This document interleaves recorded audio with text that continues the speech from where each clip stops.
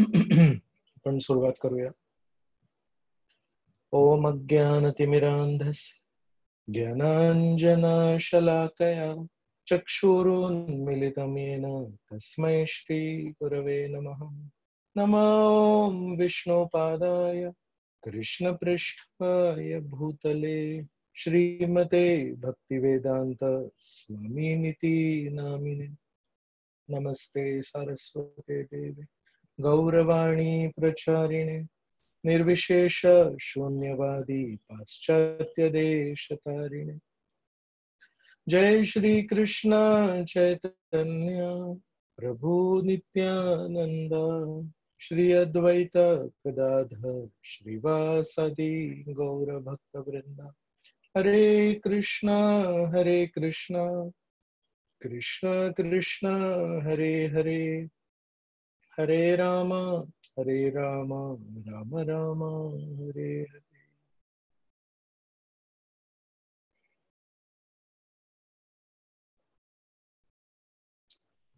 हरे कृष्ण. उपस्थित सर्व भक्तांचे स्वागत आहे. आजच्या या शृंखलेच्या अंतिम भागात आपण गेले 2 महिने चर्चा करतोय भक्ती मार्गासाठी अनुकूल 6 तत्वे या विषयावर.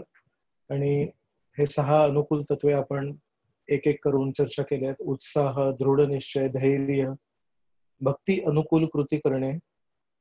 गेल्या वेळेस आपण असत संग त्याग, संघ या शब्दाच्या विविध व्याख्या बघितल्या.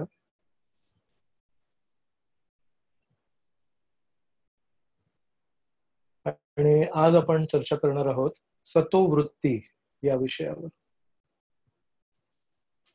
तर श्रील भक्तिविनोद ठाकूर आपल्याला सांगतात, व्यवसाय हा जो शब्द आहे, या व्यवसाय शब्दाचे 2 अर्थ असतात. एक आहे आपली बाह्य जीवनशैली, आणि त्याहून खूप महत्वाचं आहे ते म्हणजे आपला आंतरिक स्वभाव. आणि म्हणून आधीच्या काळात जेव्हा आज सारखी आधुनिक शिक्षण पद्धती नव्हती, तेव्हा प्रत्येक परिवारातील व्यक्ती त्याच्या स्वभावानुसार त्याचा व्यवसाय निवडायचे. आजच्या आधुनिक शिक्षण शैलीत कोणत्याही व्यक्तीला कुठलाही व्यवसाय बाह्य रूपाने निवडता येतो, पण अनेक हे जे निर्णय आहेत हे समाजात कुठल्या व्यवसायाला मान सन्मान मिळतो, समाजात कुठल्या व्यवसायाला जास्ती पैसे मिळतात, या अनुसार घेतला जातो हा निर्णय. त्यामुळे अनेक वेळा असं आपण बघतो की विद्यार्थ्यांमध्ये भरपूर तणाव असतो, किंवा कारखान्यांमध्ये, बँकेत, कोर्टात, कारखान्यात, ऑफिसमध्ये, कुठेही भरपूर तणावग्रस्त परिस्थिती असते. आणि ही तणावग्रस्त परिस्थिती का आहे? कारण बऱ्याच लोकांनी आपल्या आंतरिक स्वभावाविरुद्ध व्यवसाय निवडलाय, किंवा त्या प्रकारचं शिक्षण त्यांनी स्वीकारलंय, आणि म्हणून तशाच प्रकारचे त्यांना आता नोकरी किंवा धंदा ते स्वीकारू शकतात.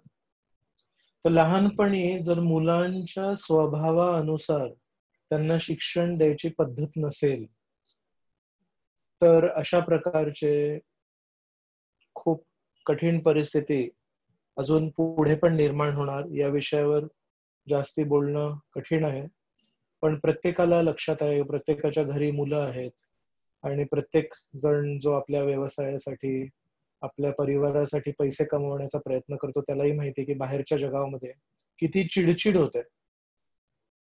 किती लोक मला सांगतात की ऑफिसमध्ये नेहमी चिडचिड असते, ऑफिसमध्ये नेहमी भांडणं होत असतात. तर जर एका व्यक्तीने आपल्या स्वभावानुसार जर शिक्षण घेतलं आणि शिक्षणानुसार जर व्यवसाय स्वीकारला आहे, तर मग ही चिडचिड का होते? तर चिडचिड यासाठी होते कारण जेव्हा शिक्षण स्वीकारलं तेव्हा हे माहिती नव्हतं की त्या शिक्षणाचा नंतर किती उथळ योगदान आहे आपल्या दैनंदिन पैसे कमवण्याच्या किंवा रोजगार मिळवण्याच्या प्रक्रियेत. अनेक मुलं जे छान प्रसिद्ध कॉलेजमधून पास होतात आणि नंतर त्यांना त्यानुसार व्यवसाय मिळतो, नोकरी मिळते किंवा स्वतःचा धंदा सुरू करतात. त्यांना लक्षात येतं की 4 किंवा 5 वर्षात एका खुर्चीवर बसवून, एका फळ्यावर लिहून जीवनाचं शास्त्र, जीवनाचं गूढ रहस्य, जीवनामध्ये यश प्राप्त करण्याची गुरुकिल्ली नाही देता येत. संपूर्ण जीवन जर जगायचं आहे, लांब प्रवास आहे आणि त्या लांब प्रवासामध्ये अनेक अनेक यात्री आपल्याला भेटतील आणि त्या प्रत्येक यात्री आपापला स्वभाव, आपापला इतिहास घेऊन आपल्याशी वागतो. त्यामुळे कोणा व्यक्तीच्या मनात काय आहे, कोणा व्यक्तीच्या जीवनामध्ये पूर्वी काय अनुभव झाले, कोणा व्यक्तीच्या जीवनामध्ये लहानपणी काय त्याच्यावर संस्कार झालेत, या सर्व गोष्टींचं जेव्हापर्यंत आपल्याला कोणी शिकवत नाही, या गोष्टी जेव्हापर्यंत आपल्या समोर कोणी मांडत नाही, तेव्हापर्यंत आयुष्यामध्ये यश मिळणं खूप कठीण आहे. आणि ही सर्वात महत्वाची गोष्ट आधुनिक शिक्षण पद्धतीमध्ये कधीच कोणीच बोलत नाही. म्हणून जर कोणी इंजिनिअरिंग शिकत असेल तर त्याला केवळ मशीन बद्दल, कम्प्युटर बद्दल शिकवतात. जर कोणी डॉक्टर बनत असेल तर त्याला केवळ शरीराबद्दल शिकवतात. पण जीवन शेवटी सर्वांना जगायचं आहे. डॉक्टर 24 तास हॉस्पिटलमध्ये नसतात किंवा इंजिनियर 24 तास कारखान्यात नसतात किंवा वकील 24 तास कोर्टात नसतात, न्यायालयात नसतात. या सर्व मनुष्यांच्या जीवनामध्ये जीवन जगण्यासाठी भरपूर वेळ आहे. उलट व्यवसाय कदाचित 8 तासांचाच असतो, पण जीवन आपल्या बाकीच्या 16 तासांचं असतं. पण त्या 16 तासांसाठी काय योग्य आहे, त्या 16 तासांसाठी काय महत्वाचं आहे, हे आपल्याला कधी कोणी शिकवत नाही. आणि त्यामुळे आपण बघतो आपल्या जीवनात अनेक वेळा असं होतं की फार सुशिक्षित लोक आहेत, फार यशस्वी लोक आहेत आणि त्यांचं फार महत्वाचं पदही आहे समाजात. पण कठीण गोष्ट अशी असते की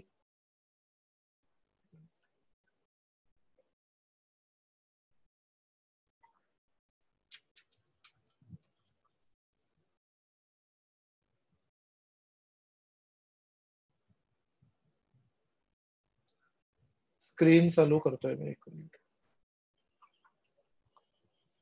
पण कठीण गोष्ट अशी आहे की अनेक अनेक लोकांना जर योग्य मार्गदर्शन आपण दिलेलं नाहीये, आधुनिक शिक्षण पद्धतीने योग्य मार्गदर्शन जर दिलं नाहीये, तर मग हे लोक नेहमी तणावग्रस्त असतात आणि त्यांच्या जीवनामध्ये सुख, समाधान, शांती या गोष्टींचा अभाव असतो. तर हे सगळं आपण इथे काय चर्चा करतोय, कारण कमीत कमी जे लोक भक्त आहेत त्यांना जरी ही स्लाइड लक्षात आली, त्यांना लक्षात येईल आपला व्यवसाय निवडताना आपण आंतरिक स्वभावानुसार निवडला पाहिजे. आणि जर आपला स्वभाव आपल्या व्यवसायाला निवडण्यासाठी आपल्याला मदत करेल तर मग तशा प्रकारचं आपण शिक्षण घेऊ आणि योग्य शिक्षण आणि योग्य व्यवसाय जेव्हा आपण स्वीकारू तेव्हा आपलं योग्य जीवनशैली पण नीट होईल आणि त्यानुसार आपण सुखी जीवन जगू शकतो. आणि सुखी जीवन का जगायचंय की जेव्हा जीवनाला स्थिरता येते तेव्हा जीवनामध्ये आपण उच्च काही गोष्ट मिळवण्याचा प्रयत्न करू शकतो. पण जेव्हापर्यंत आपल्या जीवनामध्ये स्थिरता नाहीये तेव्हापर्यंत आपण उच्च काही प्राप्त करण्यासाठी कसा प्रयत्न करू शकतो. उदाहरणार्थ समजा अमुक अमुक व्यक्ती झाडावरून आंबे तोडण्याचा प्रयत्न करतायत आणि आंबे तोडण्यासाठी उड्या मारायला लागतात. तसे उड्या मारतायत मधून मधून, पण ज्या जमिनीवर ते उडे मारून परत येत आहेत ती जर जमीन सपाट नसेल तर त्यांना उडी मारण्यासाठी खूप कष्ट होतील किंवा त्यांना एक धोका वाटेल आणि ते कदाचित उडी मारणार नाही. म्हणून खालची जमीन जर सपाट नसेल, जर स्थिर नसेल तर हा माणूस आंबे तोडण्यासाठी उत्साह ठेवू शकत नाही. पण खालची जमीन जर सपाट असेल, स्थिर असेल तर मग तो त्या स्थिर जमिनीवर, त्या स्थिर परिस्थितीवर उभा राहून काहीतरी चांगलं, काहीतरी गोड प्राप्त करण्यासाठी प्रयत्नशील राहू शकतो.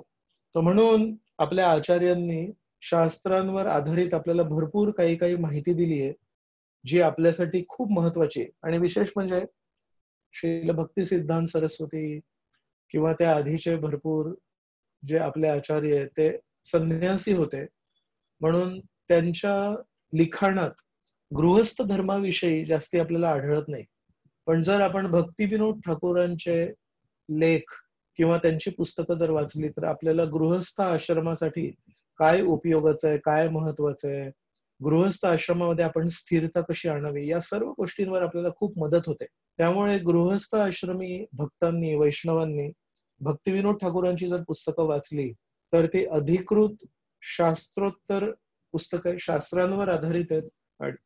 आपल्याला शुद्ध भक्तीकडे गृहस्थ आश्रमाद्वारे आपण कसं जाऊ शकतो हे शिकवण्यासाठी फार समर्थ आहेत.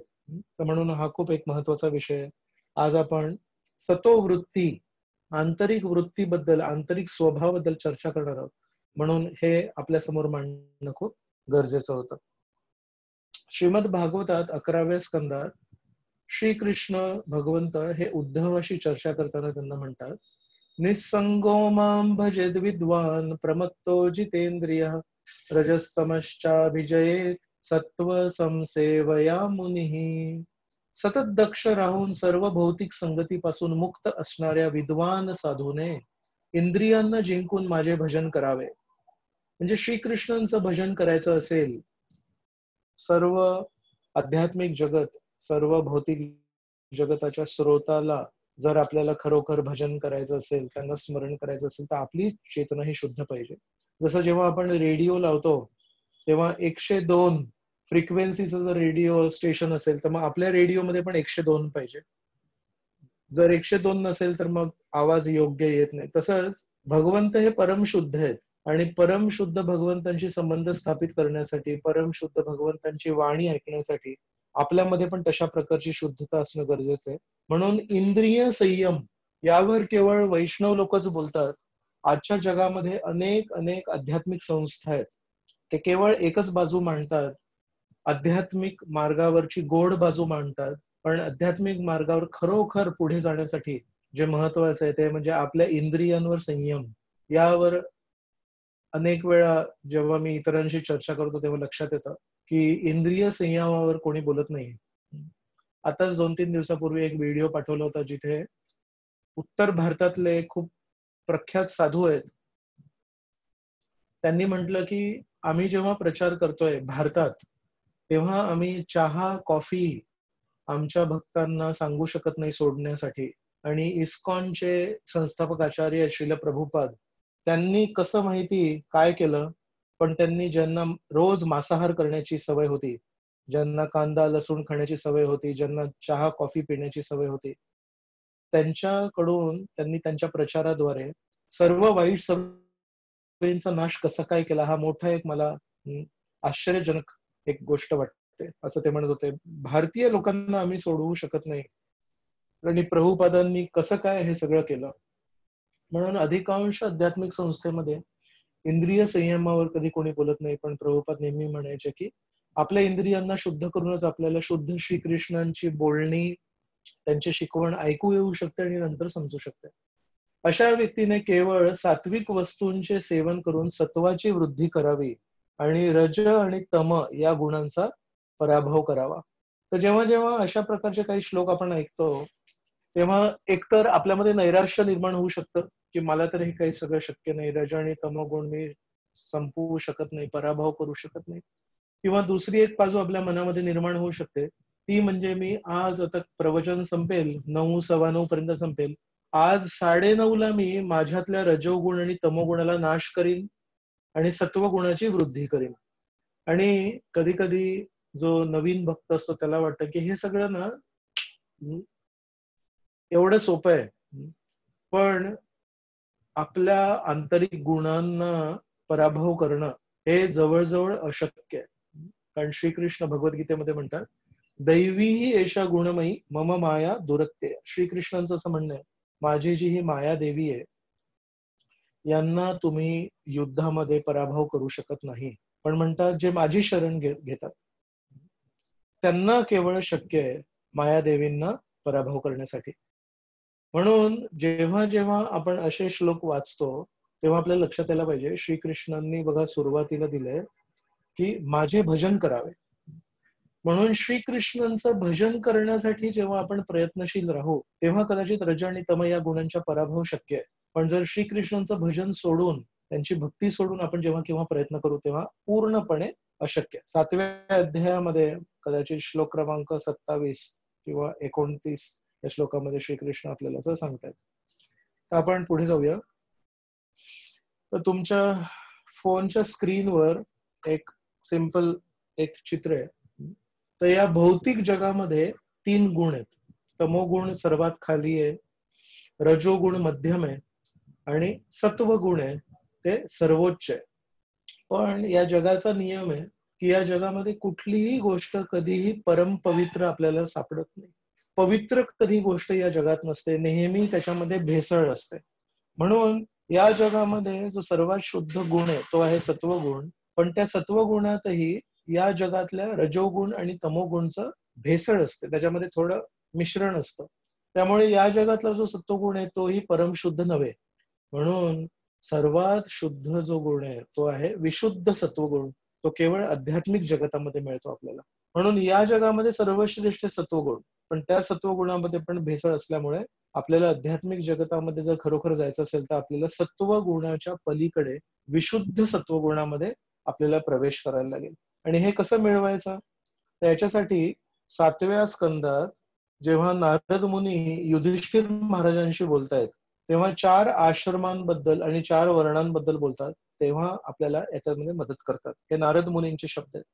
वृत्त्या स्वभाव कृतया वर्तमानः स स्वकर्म कृत हित्वा स्वभावजं कर्म शनैः निर्गुणतामियात्.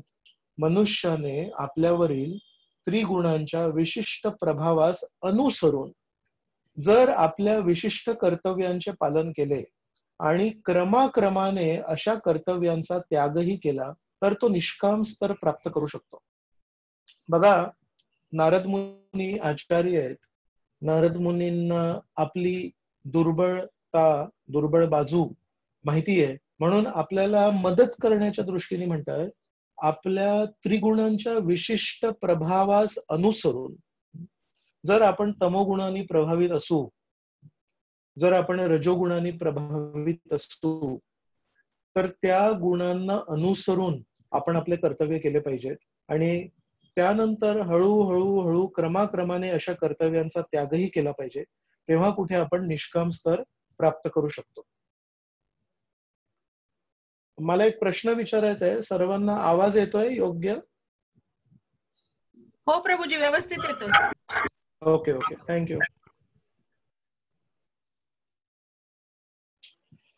तर तो निष्काम स्तराला प्राप्त करू शकतो.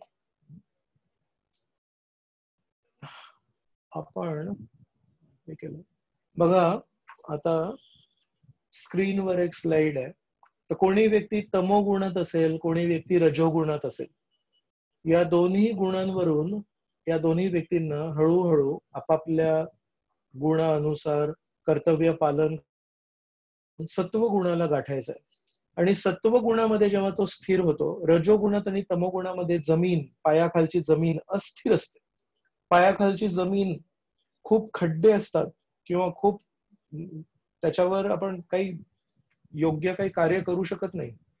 पण तमो आणि रजोगुणाला आपण जेव्हा पार करतो तेव्हा आपण सत्वगुणात पोहोचतो आणि सत्वगुणामध्ये आपण खरोखर चांगली स्थिर भक्ती करू शकतो. आणि जेव्हा सत्वगुणामध्ये स्थित राहून केवळ सत्वगुणामध्ये स्थित नाही व्हायचंय, तर सत्वगुण का प्राप्त करायचंय? कारण सत्वगुणामध्ये भक्तीला स्थिरता येते. मग तेव्हा आपण जेव्हा भक्तीला प्राधान्य देऊ तेव्हा त्याच्यावर आपण जाऊ, त्याला म्हणतात मग विशुद्ध सत्वगुण. पण हे चित्र बघायला खूप सोपं वाटतं, हे चित्र बघायला खूप सुंदर आहे, पण केवळ तमोगुण आणि रजोगुणाच्या प्रभावाला कमी करता करता, केवळ सत्वगुणाला प्राप्त करता करता माणसाचे अनेक जीवन जाऊ शकतात, अनेक जन्म यामध्ये जाऊ शकतात की हे कसं सोडायचं, हा जो गुण आहे हा किती प्रभावी आहे माझ्यावर. आणि म्हणून रजो आणि तमोगुणावरून सत्वगुणाला कसं जायचं हेही आपल्यासाठी महत्वाचं आहे.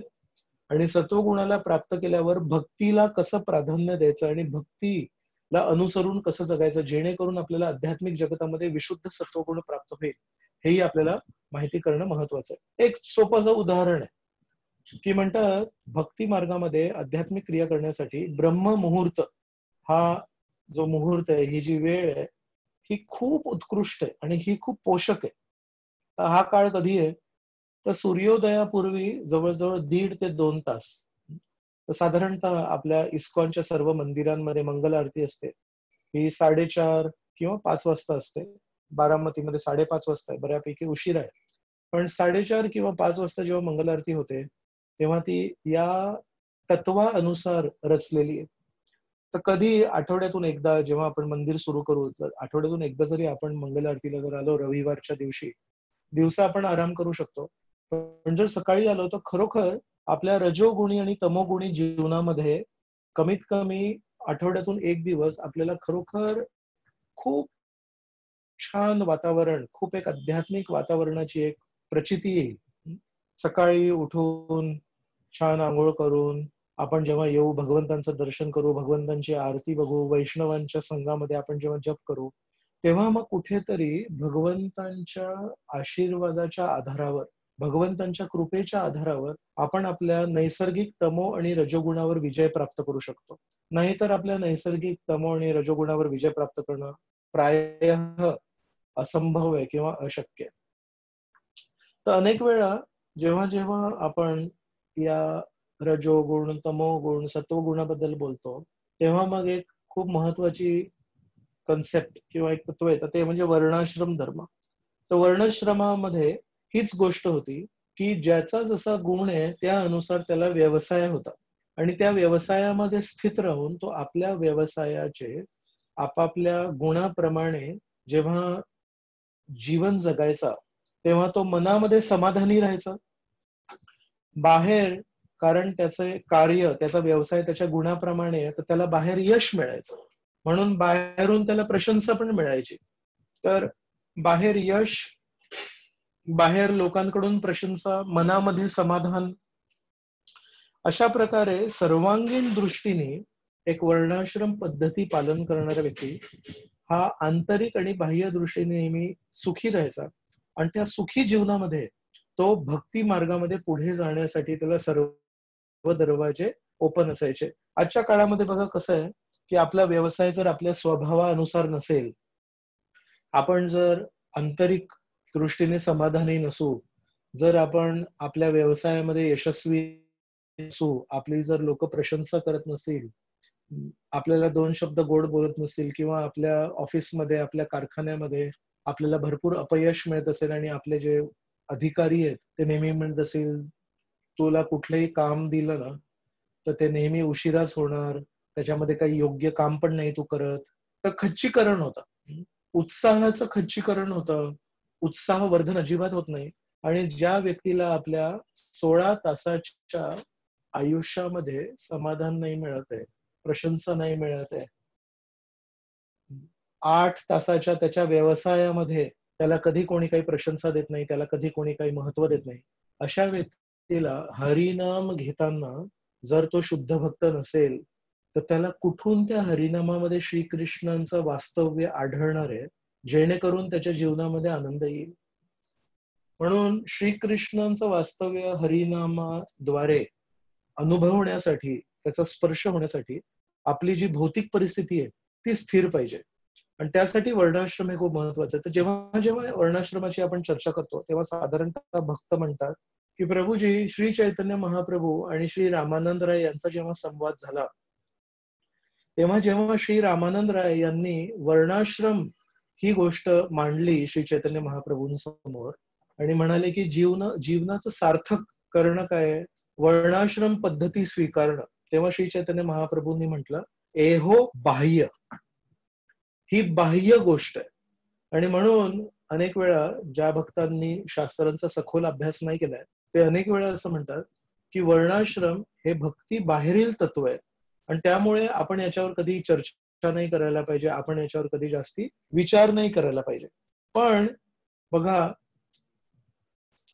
की एहो बाह्य असं म्हणून श्री चैतन्य महाप्रभूंनी रामानंद राय यांच्याशी संवाद साधताना दैवी वर्णाश्रम तत्वाला नाकारले नाही. काही काही वेळा श्री चैतन्य महाप्रभूंनी रामानंद यांना असं उत्तर दिलं, एहो नय, हे योग्य तत्व नव्हे, ही योग्य गोष्ट नव्हे. पण जेव्हा वर्णाश्रमाची गोष्ट आली तेव्हा श्री चैतन्य महाप्रभूंनी सांगितलं, एहो बाह्य. बाह्य हा शब्द आहे की उथळ गोष्ट आहे, ही खोल गोष्ट नाहीये.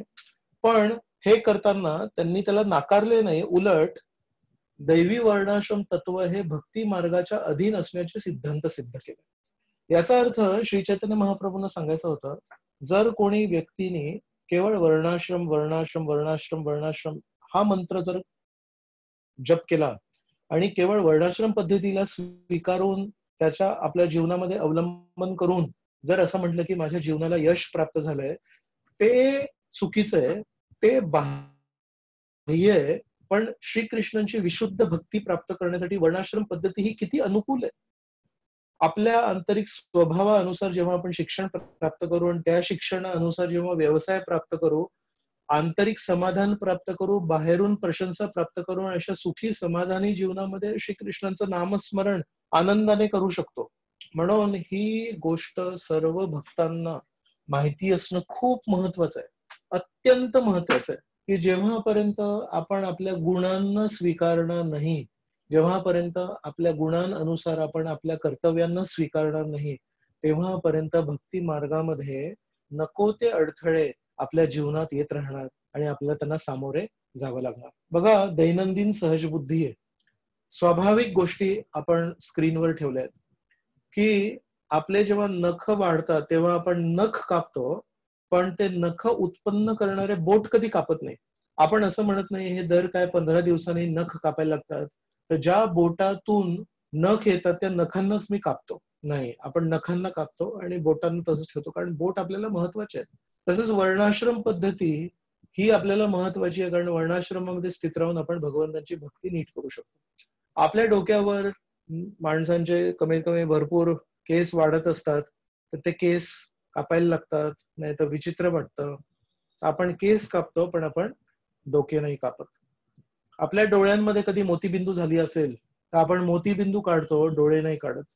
आणि आपल्या नात्यांमध्ये समजा कोणी दुखावलेला व्यक्ती असेल तर आपण त्या दुखावलेल्या व्यक्तीची सांत्वना करतो, त्याला मदत करतो, पण त्याच्याशी आपलं नातं आपण कापत नाही किंवा त्याला ओरडा देत नाही. याचा अर्थ प्रत्येक गोष्टीचे काहीतरी महत्वाचे पैलू आहेत जे आपल्याला अनुकूल आहेत, आणि त्याच गोष्टीचे दुसरे काही पैलू असतात जे प्रतिकूल असतात. तर आपण अनुकूल पैलूंना स्वीकारून प्रतिकूल पैलूंना जर आपण दूर ठेवलं तर आपण त्या गोष्टीचा योग्य वापर करू शकतो. ज्या डोळ्यांनी आपण श्रीकृष्णांचं रूप बघू शकतो त्याच डोळ्यांमध्ये कधी कधी मोतीबिंदू होतो, तर आपल्याला मोतीबिंदू काढायचे, डोळे नाही काढायचे. तसंच वर्णाश्रम पद्धतीमध्ये जर आपण वर्णाश्रमातच जर फसलो तर मग आपण श्रीकृष्णांना प्राप्त करणार नाही. म्हणून श्री चैतन्य महाप्रभूंनी सांगितलं एहो बाह्य.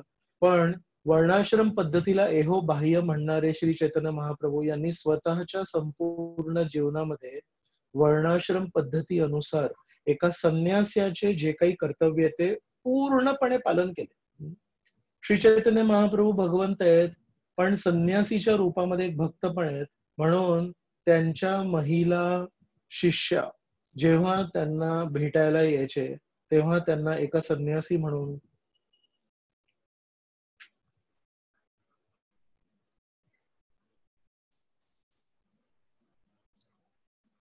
मला पुन्हा एकदा एक मेसेज आलाय की माझा ऑडिओ पूर्णपणे बंद आहे म्हणून. तर ऑडिओ येतोय का लोकांना? ओके, हा येतोय येतोय.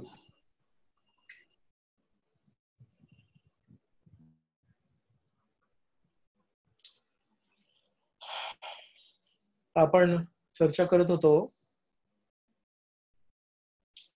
श्री चैतन्य महाप्रभूंनी जरी वर्णाश्रमाला एहो बाह्य म्हटलंय पण स्वतः वर्णाश्रम धर्माचं पूर्णपणे काटेकोरपणे पालन केलं. तर मी म्हणत होतो त्यांच्या महिला शिष्या जेव्हा त्यांना भेटायला यायच्या तेव्हा दुरून त्यांना नमस्कार करायच्या. श्री चैतन्य महाप्रभूंना जवळ येऊन त्यांच्याशी बोलायला किंवा त्यांचे चरण स्पर्श करण्यासाठी महिलांना परवानगी नव्हती. महिला हे दुरून त्यांना नमस्कार करायचे. एकदा श्री चैतन्य महाप्रभू जेव्हा मंदिराजवळ होते, जगन्नाथ मंदिराजवळ होते, तेव्हा एक महिला श्री जगन्नाथजींचं भजन गातायत. त्याला म्हणतात गोविंद गोविंद लीलामृत असे एक खूप छान भजन आहे श्रीकृष्णाच्या स्तुतीमध्ये. सॉरी, गीत गोविंद. हे सगळे मेसेजेस जे येत आहेत त्याच्यामध्ये थोडं डिस्टर्बन्स आहे.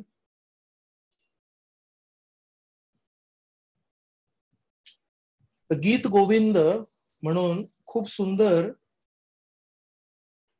एक कविता लिहिली आहे एका आचार्यांनी, आणि त्या गीत गोविंदामध्ये राधाकृष्णांचे प्रेमलीलांचं वर्णन केलंय. तर जगन्नाथजींसमोर जेव्हा एकदा एक माताजी, एक महिला गात होते, तेव्हा श्री चैतन्य महाप्रभू ती कविता ऐकून, ते भजन ऐकून एवढे भावविभोर झाले की असे एकदम धावत जगन्नाथजींकडे पळून जाऊ लागले. आणि त्यांना म्हटलं, आता मला हे बघायचं की हे सुंदर भजन जगन्नाथजींच्या आनंदासाठी कोण गात आहे. मात्र तो जो ध्वनी होता हा एका महिलेच्या आवाजात होता. तर लगेच त्यांच्या मागे एका क्षणात हे सगळं झालं आणि त्यांचे जे सेवक होते गोविंद, त्यांना लक्षात आलं की श्री चैतन्य महाप्रभूंना भान नाही राहिलंय. आणि गोविंद जाऊन त्यांना अर्ध्या रस्त्यामध्ये धरतात आणि त्यांना म्हणतात, श्री चैतन्य महाप्रभू, तुम्हाला लक्षात येत आहे का, हा जो आवाज आहे हा एका महिलेचा आहे आणि तुम्ही नाही जाऊ शकत त्या दिशेने. आणि लगेच श्री चैतन्य महाप्रभू असे स्थिर होतात आणि म्हणतात, गोविंद, तू आज माझे प्राण वाचवलेस. कारण जर मी त्या ध्वनीनी भावविभोर होऊन तिथपर्यंत गेलो असतो तर लोक म्हणाले असते, बघा हे संन्यासी आहेत पण एका महिलेच्या आवाजाने आकर्षित होत आहेत, आणि माझा धर्म नष्ट झाला असता. तर असे अनेक अनेक मी तुम्हाला प्रसंग सांगू शकतो जेव्हा श्री चैतन्य महाप्रभूंनी संन्यास धर्माचं पालन केलं. आणि संन्यास धर्माचे जे नियम आहेत हे वर्णाश्रमा अंतर्गत आहेत. म्हणून श्री चैतन्य महाप्रभू जेव्हा रामानंद रायांना सांगतायत, एहो बाह्य, जर त्यांना ते नाकारायचं असतं तर स्वतः संन्यास धर्माचं पालन नसतं केलं, पण स्वतः संन्यास धर्माचं पालन केलं. याचा अर्थ म्हणतायत, कोणी ब्रह्मचारी आश्रमात असेल, कोणी गृहस्थ आश्रमात असेल, कोणी वानप्रस्थ आश्रमात असेल, पण कोणी संन्यास आश्रमात असेल, पण या चारही आश्रमांचं पालन आपण कशासाठी करायला पाहिजे? श्रीकृष्णांची स्थिर भक्ती करण्यासाठी, श्रीकृष्णांची अविरत भक्ती करण्यासाठी. आणि या हेतूसाठी जे काही गरजेचं आहे ते करणं आपण तयार पाहिजे. आपले अधिकांश भक्त बारामतीमध्ये गृहस्थ आश्रमी आहेत, म्हणून त्याबद्दल आपण काही महत्वाचे बिंदू चर्चा करूया. श्री चैतन्य चरितामृतामध्ये आदिलीला 15व्या अध्यायामध्ये श्री चैतन्य महाप्रभूंचे आंतरिक विचार सांगितले. तर म्हणतात, श्री चैतन्य श्री निमाई पंडित मनातल्या मनात चिंतन करतात. कतदिने प्रभू चित्ते करीला चिंता, गृहस्थ हैलामा एबे चाही गृह धर्म. म्हणतात, अजून मी संन्यास स्वीकारला नाही आहे, मला संन्यास स्वीकारण्यासाठी काही वेळ आहे, म्हणून अनेक अनेक दिवस झाले आता मला थोडस गृहस्थ आश्रम स्वीकारायला पाहिजे. मी एकतर वैरागी आश्रम प्राप्त करू शकतो किंवा गृहस्थ आश्रम प्राप्त करू शकतो. आणि गृहस्थ आश्रम जर प्राप्त करायचं असेल मग गृहस्थाचा धर्म मला पालन करायला लागेल. मग पुढे श्री चैतन्य महाप्रभू म्हणतात, गृहिणी विना गृह धर्म न शोभान, एत चिंती विवाह करीते हैलमाना. मला जर गृहस्थ धर्म पालन करायचं असेल, मला एक योग्य गृहस्थ बनायचं असेल, मग मला माझ्या घरी गृहिणी आणावी लागेल. गृहिणी शिवाय गृह या शब्दाला अर्थ नाही.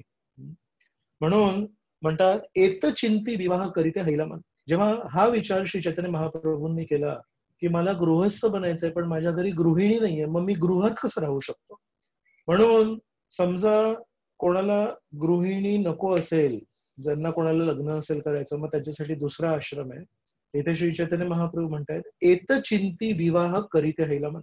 जेव्हा असं चिंतन केलं मला गृहस्थ बनायचं, तेव्हा त्यांनी विवाह करण्यासाठी केलं. म्हणून वर्णाश्रमानुसार जर आपल्याला स्थिरता आपल्या जीवनामध्ये पाहिजे असेल तर मग सांगितलं, एक तर गृहस्थ आश्रम स्वीकारावं किंवा मग वैरागी आश्रम आपण स्वीकारू शकतो. मग श्री चैतन्य भागवतामध्ये अंत्यखंड 5व्या अध्यायामध्ये म्हणतात, प्रभू श्री चैतन्य महाप्रभू एका गृहस्थाला म्हणतात प्रभु बोले परिवार अनेक तोमार, निर्वाह के मते तबे हई बेसबार. प्रभू म्हणतायत परिवार अनेक तोमार, तुमच्या परिवारामध्ये किती लोक आहेत? अनेक लोक आहेत, चांगला मोठा परिवार आहे. निर्वाह केमते तबे हैबे सबार, या सर्वांचा उदरनिर्वाह, या सर्वांची काळजी तुम्ही कशा प्रकारे घेणार ते मला सांगा. श्री चैतन्य महाप्रभू हे स्वतः संन्यासी आहेत, पण एका गृहस्थाश्रमी व्यक्तीला जेव्हा भेटतायत तेव्हा त्यांना वैराग्याची शिकवण नाही देत आहेत. तेव्हा त्यांना सांगतायत तुम्ही गृहस्थाश्रमाचं योग्य पालन करा. मी संन्यासी आहे, मी संन्यास आश्रमाचं योग्य पालन करीन. ज्यांनी ज्या आश्रमात स्थित आहे त्यांनी त्या आश्रमाचं योग्य पालन करायला पाहिजे, त्याला म्हणतात वर्णाश्रम. आणि जेव्हा गृहस्थाश्रमी व्यक्ती गृहस्थाश्रमाचं योग्य पालन करतो, संन्यासी व्यक्ती संन्यास आश्रमाचं योग्य पालन करतो, ब्रह्मचारी व्यक्ती ब्रह्मचारी आश्रमाचं योग्य पालन करतो, वानप्रस्थ व्यक्ती वानप्रस्थ आश्रमाचं जेव्हा योग्य पालन करतो, तेव्हा तो आपापल्या आश्रमामध्ये स्थित राहून योग्य श्रीकृष्णांची भक्ती करू शकतो. पण गृहस्थांनी समजा वैरागींसारखा व्यवहार केला किंवा वैराग्यांनी समजा गृहस्थांसारखा व्यवहार केला आणि म्हणाले की नाही पण आमची भक्ती ही 3 गुणा पलीकडे, आम्ही विशुद्ध सत्व गुणात आहोत, तर हे अत्यंत चुकीचं ठरेल आणि स्वतःची ही भक्ती नीट नाही करू शकणार आणि समाजामध्ये अधर्म पसरेल आणि समाजामध्ये योग्य ती गोष्ट होणार नाही. जसं एका परिवाराशी मी 2 दिवसाआधी बोलत होतो तेव्हा त्यांना म्हणत होतो, त्यातले जे प्रभूजी आहेत ते त्यांच्याच पत्नींना माताजी म्हणून म्हणतात अनेक वेळा. तर त्या दिवशी बोलता बोलता फोनवर हा विषय निघाला आणि तेव्हा त्यांना मी विनंती केली की प्रभूजी, ज्या ज्या व्यक्तींनी मला हा प्रश्न विचारलाय त्यांना त्यांना मी वैयक्तिक रूपाने ही विनंती केली आहे की स्वतःच्या घरी स्वतःच्या पत्नींना माताजी नाही म्हणू शकत. तर कधी उल्लेख करताना तुम्ही म्हणू शकता, समजा तुमच्या मुलाचं नाव अमित आहे, मग तुम्ही म्हणू शकता अमितच्या माताजींनी असं म्हटलं. पण जेव्हा तुम्ही कोणाशी बोलताय आणि आपल्या पत्नींचा परस्पर उल्लेख करताय आणि जर तेव्हा तुम्ही म्हणाले माताजींचं असं मत आहे, माताजींनी असं म्हटलं, तर ते खूप विचित्र वाटतं. तर अनेक वेळा मी बघितलंय की बरेच आपले गृहस्थ आहेत ते स्वतःच्याच पत्नींना माताजी म्हणतात, पण ते पूर्णपणे चुकीचं आहे. आपण इतर सर्व महिलांना माताजी म्हणू शकतो, पण स्वतःच्या पत्नीला कधीच माताजी म्हणू शकत नाही. विचार करा, भक्तांमध्ये आणि मंदिरामध्ये सर्वजण समजून घेतील तुम्ही काय म्हणताय, पण कुठल्या सामाजिक कार्यक्रमासाठी तुम्ही गेले, बाहेर कुठेतरी गेले आणि तुम्ही जर तिथे म्हणाले माताजी म्हणून, किती भ्रमित होतील लोक. लोकांना लक्षात येणार नाही की तुम्ही काय म्हणताय, तुम्ही असं कसं म्हणू शकता, असं लोक तुम्हाला प्रश्न विचारू शकतात.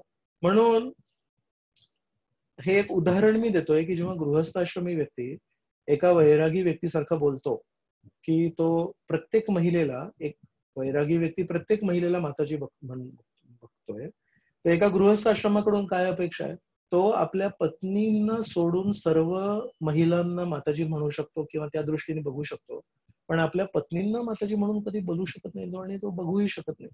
तर ह्या लहान लहान गोष्टी आहेत त्या आपण शिकायला पाहिजेत. प्रभू बोले परिवार अनेक तोमार, निर्वाह केमते तबे. म्हणून श्री चैतन्य महाप्रभू एक संन्यासी असून त्यांना गृहस्थांच्या गृहस्थाश्रमाबद्दल फार चिंता आहे. आणि श्रील प्रभुपाद हे स्वतः आपले आचार्य आहेत इस्कॉनचे, ज्यांनी आपल्याला इस्कॉन संस्था दिली आहे. पण त्यांच्या पण जीवनामध्ये जेव्हा त्यांनी अविवाहित मुलींना आणि अविवाहित मुलांना प्रामाणिकपणे श्रीकृष्ण भक्ती करताना बघितलं, तेव्हा त्यांनी त्यांना त्यांचं लग्न लावून दिलं. तर साधारण संन्यासीचं जे धर्म आहे त्यानुसार लग्न कार्यात या सर्व कार्यांमध्ये संन्यासींचं काही घेणं देणं नाहीये आणि संन्यासी लग्न समारंभात मध्ये कधीच जात नाही. पण श्रील प्रभुपादांनी बघितलं, जर मी यांना लग्न करण्यासाठी प्रोत्साहन नाही दिलं, यांना मार्गदर्शन नाही दिलं, तर कदाचित हे अशाच प्रकारे अविवाहित अवस्थेमध्ये संबंधही ठेवतील, जे चुकीचं आहे. आणि दुसरी गोष्ट म्हणजे जेव्हापर्यंत आपण एका व्यक्तीप्रती बांधले जात नाही किंवा आपले संबंध जुळत नाही, तेव्हापर्यंत मग बाकीचा समाज पण आपल्याला चुकीच्या नजरेने बघू शकतो. त्यामुळे श्रील प्रभुपादांनी अविवाहित अवस्थेत असलेल्या अनेक अविवाहित मुलींना आणि मुलांना संन्यासी असून त्यांचं लग्न लावून दिलं. तर संन्यास नाही, लग्न करणारे जे भटजी असतात ते कधीच संन्यासी नसतात.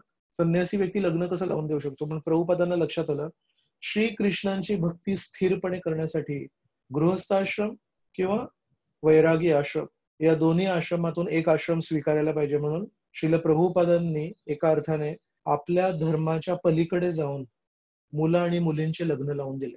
जसं श्री चैतन्य महाप्रभू आपल्याला चैतन्य चरितामृतामध्ये म्हणतात, गृहस्थ है न इहो चाहिए संचय, संचय न कैले कुटुंब भरण न होय. तर हे चैतन्य भागवतातून नाहीये, हे श्री चैतन्य चरितामृतातून आहे. जेव्हा वासुदेव दत्त नावाचे त्यांचे भक्त होते, ते खूप उदार होते, ते कधी पैशांचा संचय नव्हते करत, तेव्हा श्री चैतन्य महाप्रभू शिवानंद सेन या गृहस्थ आश्रमी व्यक्तीला म्हणतात की वासुदेव दत्त हे गृहस्थ आहेत, पण हे संचय नाही करत, आणि जर एका गृहस्थ आश्रमी व्यक्तीने पैसे वाचवले नाही, संचय नाही केला, कुटुंब भरण न होय, मग तो कुटुंबाची काळजी कशी घेणार. या सर्व श्लोकातून मला केवळ एकच गोष्ट सांगायची की गृहस्थ आश्रमा व्यक्तीने गृहस्थ आश्रमाचे सर्व नियम पालन करायला पाहिजे. इतर काय काय नियम आहेत त्याच्यावर पण आपण चर्चा करूया. श्री चैतन्य चरितामृत मध्ये लिहिल्यामध्ये आता आध्यात्मिक काही काही कर्तव्य आहेत, त्याच्यावर आपण चर्चा करूया. प्रभू कहे न कृष्ण सेवा वैष्णव सेवन, निरंतर कर कृष्ण नाम संकीर्तन. गृहस्थाश्रमी कुलीनाग्रामचे वासी होते, ते जेव्हा श्री चैतन्य महाप्रभूंना म्हणतात गृहस्थाश्रमी व्यक्तींचे काय काय कर्तव्य ते तुम्ही सांगा, तेव्हा त्यांनी सांगितलं नाम संकीर्तन आणि वैष्णवांची सेवा, हे दोन कार्य तुम्ही निरंतर केले पाहिजेत. आणि यामध्ये मग भक्तिविनोद ठाकूर आपल्याला सांगतात, अनेक वैष्णवांना एका वेळी बोलवून आतिथ्य करण्याची गरज नाही, कारण महाप्रभू आपल्याला म्हणतात वैष्णव सेवन, तर आपल्याला वाटेल कदाचित सर्व वैष्णवांना आपण आपल्या घरी बोलवू आणि त्यांची सेवा करू. अनेक वेळा अशा प्रसंगी अपराध होऊ शकतात, कारण आपण सीमित आहोत आणि अनेक 100-150 वैष्णवांना जर आपण घरी बोलवलं तर त्यांची आपण नीट योग्यपणे सेवा नाही करू शकत. आणि कधी कधी आपण बघतो की वैष्णवांची जेव्हा सेवा नीट नाही होत तेव्हा ते नावं ठेवून जातात, म्हणून अनेक वेळा अशा प्रसंगी अपराध होऊ शकतात. म्हणून भक्तिविनोद ठाकूरांनी आपल्याला एक टीप दिली आहे, वैष्णव आपल्या घरी जेव्हा केव्हा येतील तेव्हा त्यांचा योग्य आतिथ्य सत्कार करावा, पण एक भला मोठा कार्यक्रम आयोजित करून वैष्णवांची सेवा करायची गरज नाही, असं आपल्याला वैष्णव प्रधान श्रील भक्तिविनोद ठाकूर यांनी आपल्याला टीप दिली आहे. मग अजून एका ठिकाणी श्री चैतन्य चरितामृतामध्ये जेव्हा सनातन गोस्वामींना शिकवण देत आहे श्री चैतन्य महाप्रभू, तेव्हा म्हणतात कृष्ण भक्ती जन्म मूल हय साधू संग, कृष्ण प्रेम जन्मे ते हो पुनः मुख्य अंग. याचा अर्थ सुरुवातीला जेव्हा आपण नवीन भक्त असतो तेव्हा कृष्ण भक्तीचा जन्म होण्यासाठी मूळ कारण काय आहे, साधू संग, वैष्णवांचा संग. आणि नंतर कृष्ण प्रेम, कृष्ण भक्ती ही प्राथमिक अवस्था आहे आणि कृष्ण प्रेम ही शेवटची अवस्था आहे. जेव्हा आपण सर्व दृष्टीने शुद्ध होऊन जेव्हा आपल्या मनामध्ये कृष्ण प्रेम जन्मेल तेव्हा पण पुन्हा एकदा मुख्य अंग आहे साधू संग. म्हणजे वारंवार आपल्याला सांगतायत चांगल्या वैष्णवांचा संघ केवळ नवीन भक्तांना गरजेचा नाही आहे, तर जुन्या भक्तांना पण गरजेचा आहे. नवीन भक्त कदाचित अनेक वेळा प्रामाणिकपणे वैष्णवांचा संघ घेतात किंवा त्यांना लक्षात येतं की आपण नवीन आहोत, आपल्याला भरपूर काही शिकायचं आहे, तर आपण आपल्या वरिष्ठ वैष्णवांकडून शिकायला पाहिजे. पण हा सर्वात मोठा चॅलेंज आहे वरिष्ठ वैष्णवांसाठी. तर जे जे वरिष्ठ वैष्णव आहेत त्यांना हे श्री चैतन्य महाप्रभू सनातन गोस्वामींद्वारे आपल्या सर्वांना सांगतायत की आपण लहान असू दे किंवा आपण मोठे असू दे, पण वैष्णवाच्या संघावर आपण किती अवलंबून आहोत आणि त्यांच्या पलीकडे आपण जाऊ शकत नाही. का बरं? कारण वैष्णव संघातून आपण श्रवण कीर्तन किंवा भजन क्रिया करू. आपल्याकडे बारामतीमध्ये अनेक ग्रुप आहेत जे रोज नित्य नियमाने पुस्तकांचं वाचन करतायत.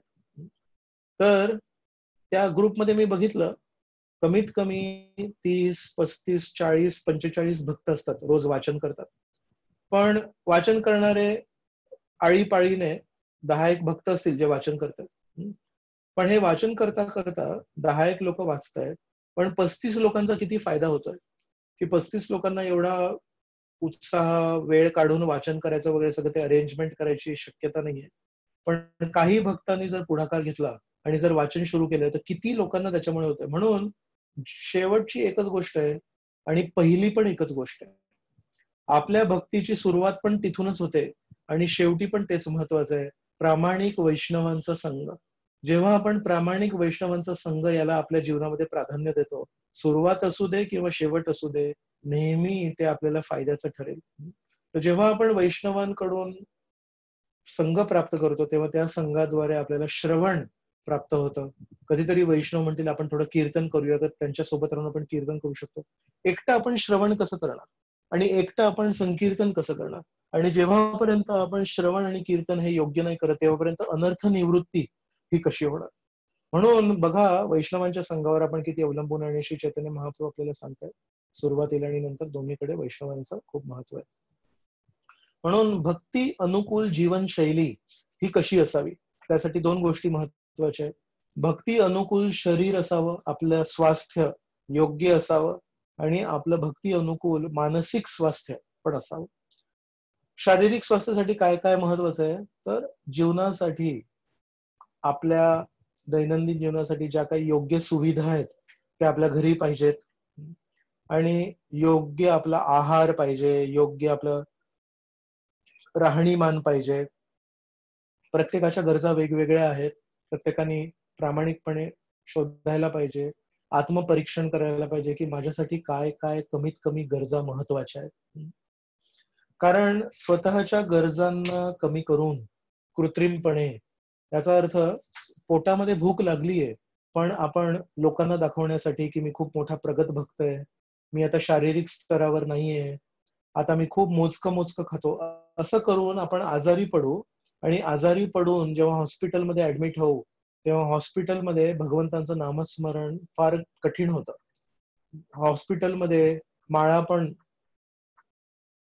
तुम्ही खूपच उत्साही असतील तर होतील, नाहीतर जेव्हा फार वेदना असतात शरीरामध्ये तर साधारणतः रोगी आजारी व्यक्तीकडून भक्ती चांगली होत नाही. म्हणून शरीराचं स्वास्थ्य, ऋतुचर्या, दिनचर्या हे आपण शिकायला पाहिजे आणि आयुर्वेदानुसार स्वतःचं जेवण, स्वतःचा आहार याच्यावर नियंत्रण ठेवून शरीराला आपण निरोगी ठेवायला पाहिजे. तर योग्य सुविधा आणि योग्य खाणं पिणं वगैरे पाहिजे. आणि भक्ती अनुकूल मन, मानसिक स्वास्थ्य कसं ठेवायचं, तर आपल्याला योग्य ज्ञान पाहिजे. माझ्यासाठी काय अनुकूल आहे आणि काय प्रतिकूल आहे. भक्ती मार्गासाठी अनुकूल काय 6 तत्वे आहेत आणि भक्ती मार्गासाठी प्रतिकूल काय 6 तत्वे आहेत. आणि ज्या ज्या गोष्टी वर्ज्य आहेत त्यापासून मी दूर राहायला पाहिजे आणि ज्या ज्या गोष्टी माझ्यासाठी खूप छान आहेत त्याला मी स्वीकारलं पाहिजे. आणि बघा किती सुंदर गोष्ट भक्ती विनोद ठाकूर आपल्याला सांगतायत की आपला मानसिक स्वास्थ्यासाठी आपला व्यवसाय योग्य पाहिजे. जेव्हा आपण चुकीच्या व्यवसायामध्ये पाऊल ठेवतो तेव्हा तिथला तणाव, तिथलं सगळं वाईट वातावरण हे आपल्याला मनावर खूप प्रभावित करेल आणि त्या मनाद्वारे आपल्याला श्रीकृष्णांचं चिंतन करायचं, या मनाद्वारे आपल्याला मंत्र जाप करायचा. म्हणून अनेक वेळा बघा भक्त आपल्याला म्हणतात प्रभूजी, माताजी, जेव्हा मी जप करतो, जेव्हा मी जप करते तेव्हा माझं मन खूप व्याकुळ असतं. आणि तेव्हा जर तुम्ही त्यांना म्हटलं माताजी सोपं आहे, प्रभूजी सोपं आहे, तुमची जीभ, तुमचा कान आणि हरे कृष्ण महामंत्र मध्ये मन कुठे येतं ते सांगायला सोपं आहे. पण एखाद्या व्यक्तीच्या जीवनामध्ये दुःख आहेत, एखाद्या व्यक्तीच्या जीवनामध्ये व्यवसायामुळे दुःख आहेत, एका व्यक्तीच्या जीवनामध्ये त्याच्या आजारामुळे दुःख आहेत आणि जर आपण त्यांना हे उत्तर दिलं की प्रभूजी, माताजी, तुमची जीभ आणि तुमचे कान, मग तुमचं मन कुठे मध्ये येतं, हे किती मोठं हिंसा आहे विचार करा. किती आपण त्या व्यक्तीला मानसिक हिंसा करतोय की तुमच्या मनाला तुम्ही काय एवढं महत्व देताय, मनामुळेच तर सर्व काही चाललंय. तर जेव्हापर्यंत आपण शुद्ध भक्त होत नाही तेव्हापर्यंत आपल्या शरीराचा आपल्यावर प्रभाव होणार, जेव्हापर्यंत आपण शुद्ध भक्त होत नाही तेव्हापर्यंत आपल्या मनाचा आपल्यावर प्रभाव होणार. म्हणून स्थूल शरीर आणि सूक्ष्म शरीर या दोघांनाही निरोगी ठेवणं हे प्रत्येक भक्ताचं कर्तव्य आहे. म्हणून साप्ताहिक सत्संग कार्यक्रम आपण कधीही सोडायला नाही पाहिजे, कारण आपल्याला भक्तीसाठी अनुकूल योग्य ज्ञान मिळतं, जेणेकरून आपलं जे मन आहे ते भक्ती अनुकूल होतं आणि जेणेकरून आपली भक्ती अनुकूल जीवनशैली होते. आणि तशाच प्रकारे आपल्या जीवनात आपण जे काय करतोय, जो व्यवसाय आपण निवडलाय, जे शिक्षण आपण स्वीकारलंय, त्यावर पण आपण लक्ष द्यायला पाहिजे आणि बघायला पाहिजे की हे भक्तीसाठी अनुकूल आहे का. अशा प्रकारे आपण भक्ती मार्गावरील हे 6 जे अनुकूल तत्वे आहेत याच्यावर आज चर्चा केली. उत्साह, दृढ निश्चय, धैर्य, भक्ती अनुकूल कृती करणे, असत्संग त्याग आणि सतोवृत्ती. तर सत्ववृत्तीमध्ये आज आपण गृहस्थाश्रमाबद्दल भरपूर चर्चा केली. अशाच प्रकारे संन्यास आश्रम, वैराग्य आश्रमाबद्दल पण भरपूर नियम आहेत, जे कधीतरी मी आमच्या अमल गौरांग प्रभूंसोबत चर्चा करीन. माझ्यासाठी आणि अमल गौरांग प्रभूंसाठी ते खूप तत्व महत्वाचे आहेत. पण इथे सर्वांसमोर कदाचित मी आणि अमल गौरांग सोडून अजून कोणी ब्रह्मचर्य आश्रमात व्यक्ती नाहीयेत, म्हणून त्याच्यावर मी सखोल चर्चा नाही केली, पण त्याच्यावर पण भरपूर चर्चा करू शकतो.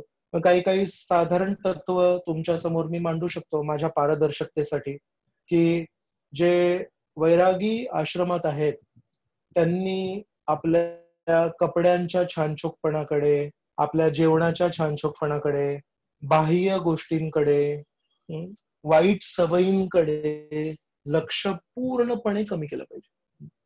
दिसायला नेहमी सौंदर्याकडे, राहणीमानाकडे, छानछोकपणा या शब्दामध्ये सर्व काही येतं. भालं न खाईबे अर भालं न परिबे, सदा हृदये मानस सेवा कोरीबे.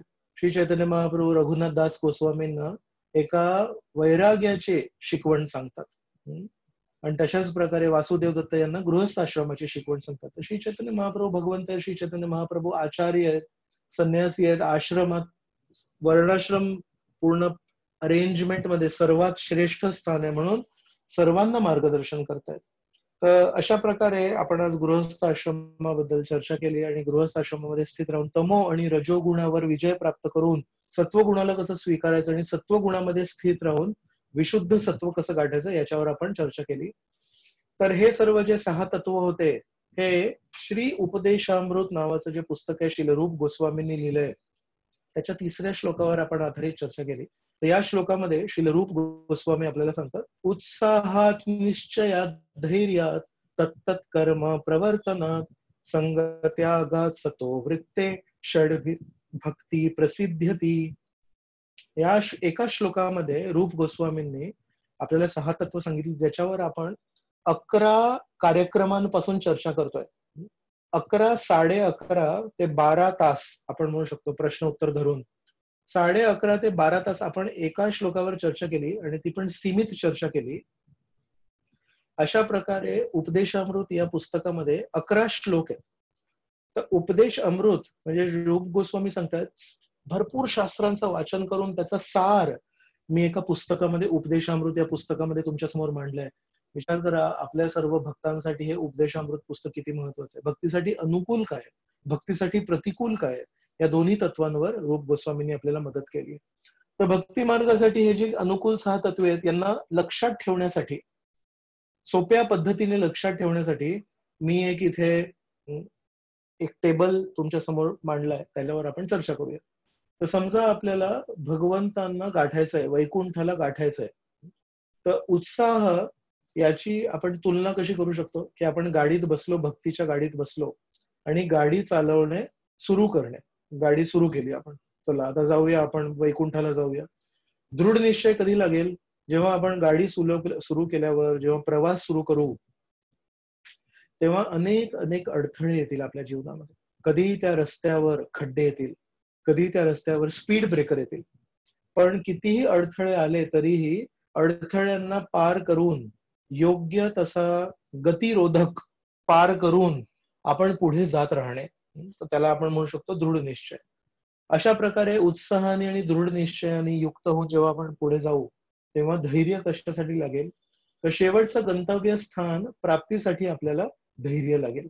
मी तर चाललोय आणि अडथळ्यांना पार करत चाललोय, 1 तास झाला, 2 तास झाले, 3 तास झाले, अजूनही गंतव्य स्थान नाहीये, तर त्यासाठी धैर्य पाहिजे. मग धैर्य पण आहे, उत्साह पण आहे, दृढ निश्चय पण आहे. भक्ती अनुकूल कृती करणे, याचा अर्थ जे जे अनुकूल आहे ते करणं. म्हणजे समजा आपण गाडी चालवतोय आणि प्रवास खूप लांब आहे, 2 दिवसांचा प्रवास आहे, समजा दिल्लीला चाललोय बारामतीहून, तर काय करायला पाहिजे, तर भरपूर सारं जेवण नाही करायला पाहिजे. भरपूर जर आपण जेवण केलं तर झोप येते, किंवा समोरून जर खूप चकाकणारे लाईट येत असतील समोरच्या गाड्यांचे, तर मग आपल्याला गॉगल किंवा असं काहीतरी लावायला पाहिजे, जेणेकरून त्या प्रकाशाचा त्रास आपल्या डोळ्यांना नाही व्हायला पाहिजे. कारण आपले डोळे जर 10-12 तासांमध्ये थकले, तर 2 दिवसांचा प्रवास आपण कसा करायचा. म्हणून वैकुंठाला जाण्यासाठी फार लांब प्रवास आहे, आणि म्हणून काही चुकीची वर्तणूक आपण केला नाही पाहिजे आणि अनुकूल अशा गोष्टी करायला पाहिजे. तर स्क्रीनवर मी उदाहरण लिहिलंय, जसं मद्यपान आपण करू नये. मद्यपान जर केलं तर ते प्रतिकूल आहे. तशाच प्रकारे मी अजून एक उदाहरण दिलं की जर खूप चकाकणारा प्रकाश असेल तर गॉगल लावायला पाहिजे. आपण जास्ती भरपूर जेवायला नाही पाहिजे. मागचे जे प्रवासी आहेत ते भरपूर जेवू शकतात आणि झोपही काढू शकतात, पण आपण नाही करू शकत. मग 5वं तत्व होतं असत संग त्याग. असत संग त्याग म्हणजे चुकीच्या ठिकाणी आपण थांबायला नाही पाहिजे. चुकीचे ठिकाण भरपूर असू शकतात. रस्त्यावर, कुठल्याही रस्त्यावर तुम्ही बघा, शेवटच्या ठिकाणी पोहोचेसाठी भरपूर प्रलोभन यांना आपल्याला टाळायला शिकायला पाहिजे. तर भौतिक स्तरावर पण जर आपल्याला यश प्राप्ती करायची असेल तर अनेक वेळा लोक आपल्याला सांगतील तुझ्या या मार्गावर, यश प्राप्तीच्या मार्गावर भरपूर प्रलोभन येतील, पण तू त्याला आहारी जाऊ नकोस, प्रलोभनांना बळी पडू नकोस, तू सरळ स्रोत राहतो. त्याच्यावर आपण असंच संगत्या मागच्या वेळेस आपण चर्चा केली. आणि आज आपण चर्चा केली सतोवृत्तीवर, की हे सगळं करत असताना, उत्साह असताना, दृढ निश्चय असताना, धैर्य, भक्ती, अनुकूल कृती असं संगत्या करून आंतरिक आपली वृत्ती कशी पाहिजे. आणि ती आंतरिक वृत्ती कशावर अवलंबून आहे? आपलं योग्य ज्ञान पाहिजे, आपली योग्य विचार पाहिजेत, आपली योग्य वर्तणूक पाहिजे. आणि बघा किती प्रॅक्टिकल आपल्याला भक्तिविनोद ठाकूरांनी सांगितलं, आपला योग्य व्यवसाय पाहिजे. आणि तो व्यवसाय पण आपण आपल्या स्वभावानुसार, आपल्या तमो आणि रजो गुणानुसार जर आपण निवडला आणि त्यानुसार आपल्या जीवनामध्ये मार्गदर्शन घेतलं तर आपण हळूहळू हळू खरोखर भगवंतांकडे अग्रेसर होऊ शकतो. तर अशा प्रकारे आपण आजचा हा विषय समाप्त केला आणि अशा प्रकारे 11 विविध भागांमध्ये आपण ही संपूर्ण शृंखला देखील आज समाप्त केली आहे. तर या विषयावर किंवा या संपूर्ण शृंखलेच्या आधारावर जर कोणाला काही प्रश्न असतील तर आपण मग काही प्रश्न घेऊ शकतो.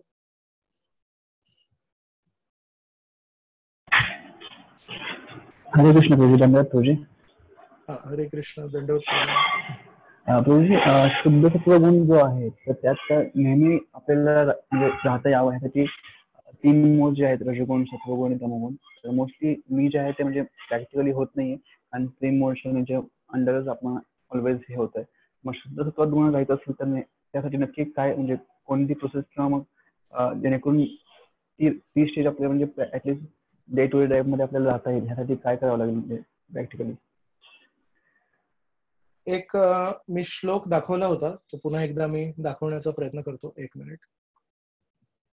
त्याच्यानंतर आपण नक्की चर्चा करू याच्यावर.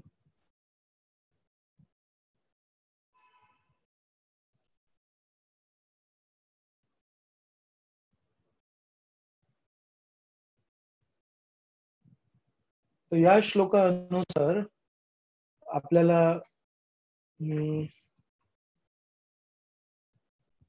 नारद मुनी सांगतायत, मनुष्याने आपल्यावरील त्रिगुणांच्या विशिष्ट प्रभावास अनुसरून जर आपल्या विशिष्ट कर्तव्यांचे पालन केले तर ही पहिली जी गोष्ट आहे ना, अनुसरून, ती महत्वाची आहे. आणि नंतर दुसरी गोष्ट बघा काय म्हणतायत, क्रमाक्रमाने अशा कर्तव्यांचा त्यागही केला तर तो निष्काम स्तर प्राप्त करू शकतो.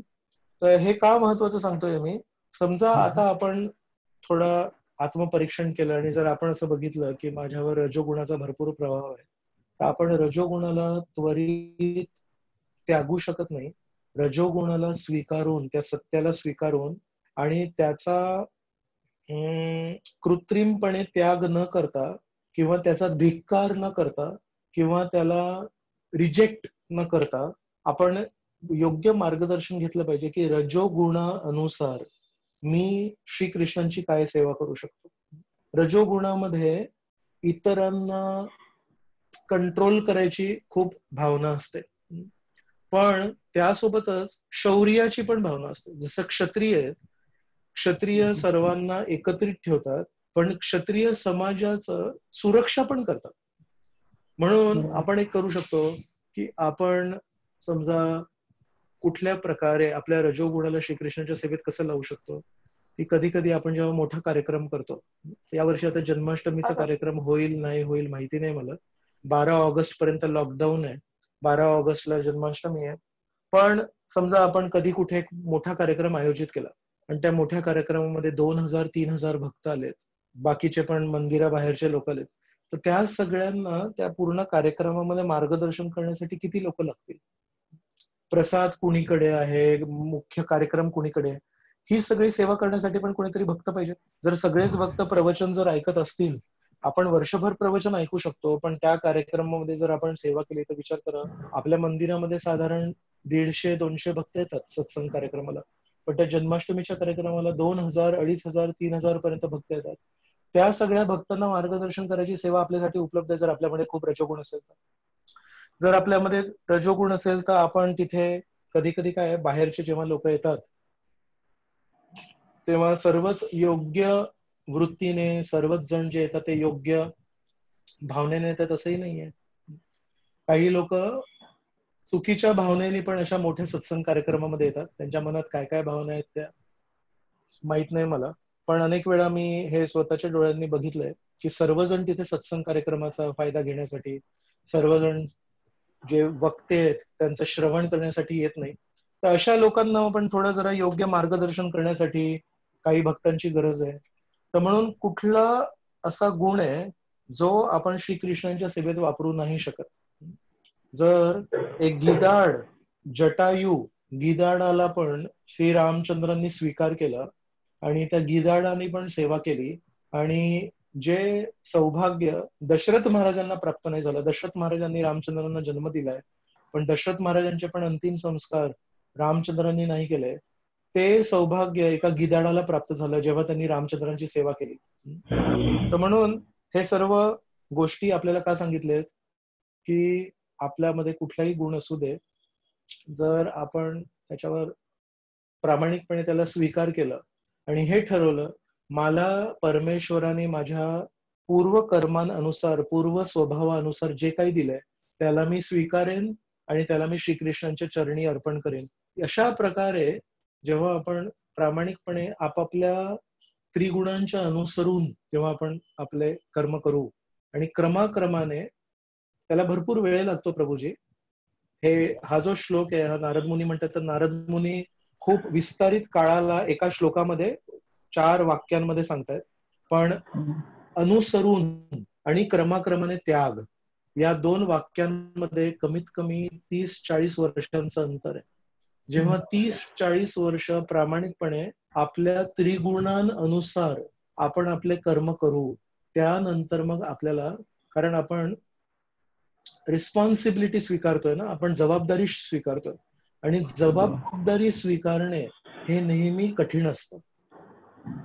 नेहमी जबाबदारी स्वीकारून त्या जबाबदारी अनुसार चालत राहणं ही सर्वात कठीण गोष्ट आहे या जगातली.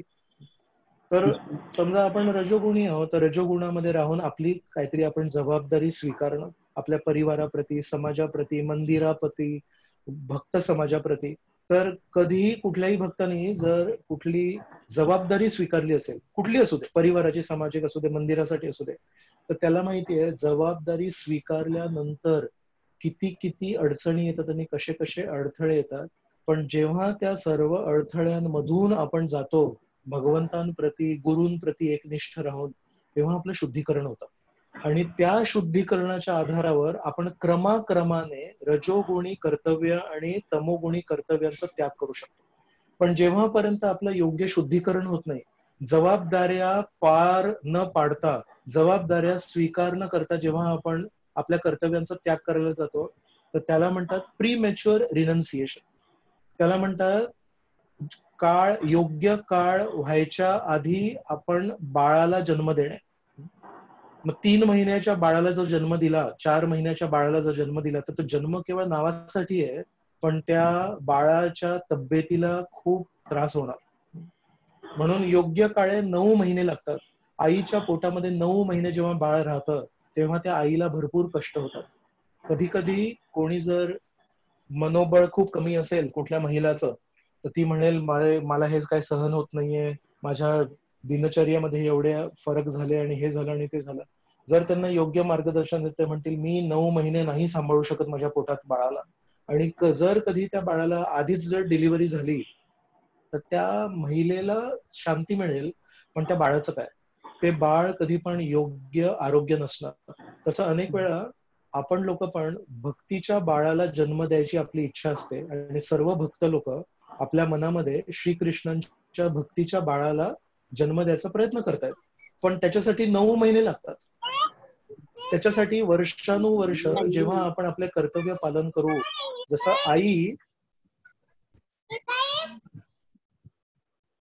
जसं आई पोटातल्या बाळाप्रती आपलं कर्तव्य पालन करते आणि त्याच्यासाठी भरपूर काही त्रास सहन करते, तेव्हा ते बाळ पोटामध्ये छान वाढतं आणि योग्य वेळी जन्म घेतं.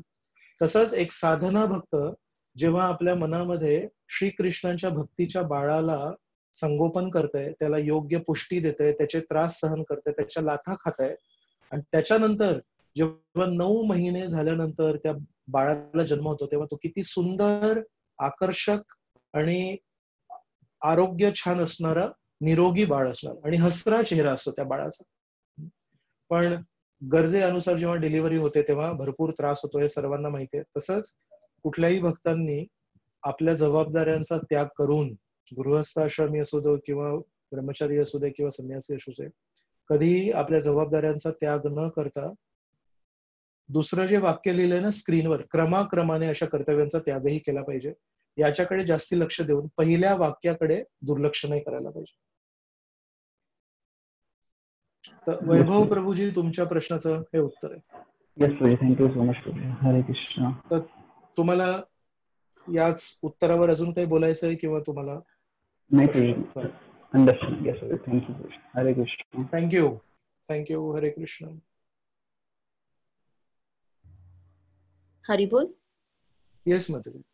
हरी बोल. दंडवत प्रभूजी. प्रभूजी, तुम्ही म्हणालात ना की आपल्या स्वभावानुसार व्यवसाय निवडायचा किंवा काय, तर आत्ताचे जे सगळे व्यवसाय आहेत, जरी कितीही नोबल असले तरी सुद्धा कुठेतरी ते लूप होल्स असतातच.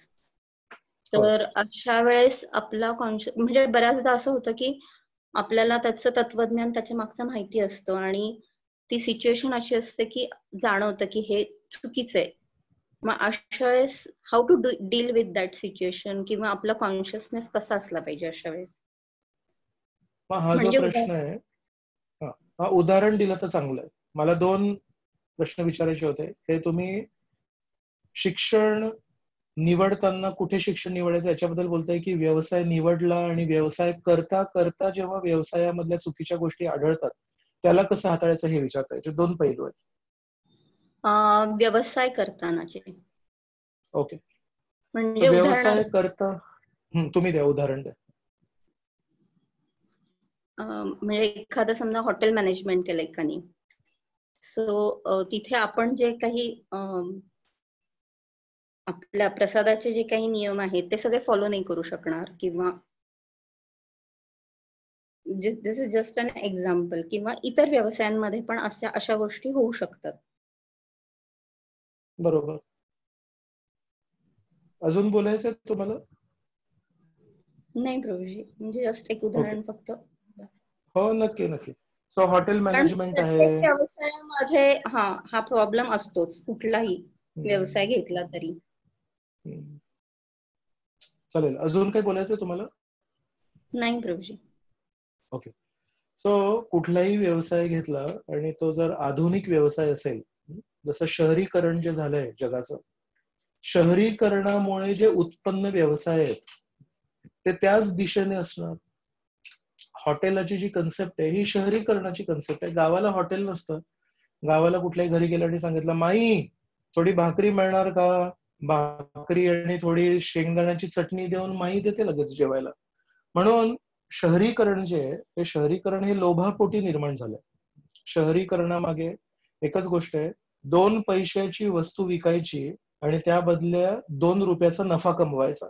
आणि जेव्हा 2 पैशाच्या वस्तूवर 2 रुपयाचा नफा आपण कमवतो तेव्हा बोलताना बोलायचं, आपल्या ग्राहकाला म्हणायचं, मी इतरांना जेव्हा विकतो तेव्हा नफा कमवतो, पण तुम्ही आमचेच आहात, तुमच्यासाठी 1 पैसा नफा मी कमवत नाही कधी. तुम्हाला ना ज्या भावाला मी विकत घेतो त्याच भावाला देतो, असं खोटंही बोलायचं. जेव्हापर्यंत एखादा विक्रेता एवढं स्पष्ट खोटं बोलत नाही आणि जेव्हापर्यंत एवढं चिटिंग करत नाही तेव्हापर्यंत त्याचं दुकान मोठं होऊच शकत नाही. म्हणून जेवढे पण मोठे दुकानं तुम्ही बघताय त्याच्यामध्ये तुम्ही हे अनुभव करू शकता. आणि या मोठ्या दुकानामध्ये जेव्हा तुम्ही जाता तेव्हा ते म्हणतात तुमच्यासाठी नो प्रॉफिट. तुमच्यासाठी केवळ ज्या किमतीला आपण विकत घेतलं त्या किमतीला तुम्ही देतो, तुम्ही आमच्या ओळखीचे आहात. आणि तेव्हाच आपल्याला समजायला पाहिजे या मोठ्या दुकानाचं रहस्य हेच आहे की हा व्यक्ती प्रत्येक व्यक्तीला असंच म्हणतो.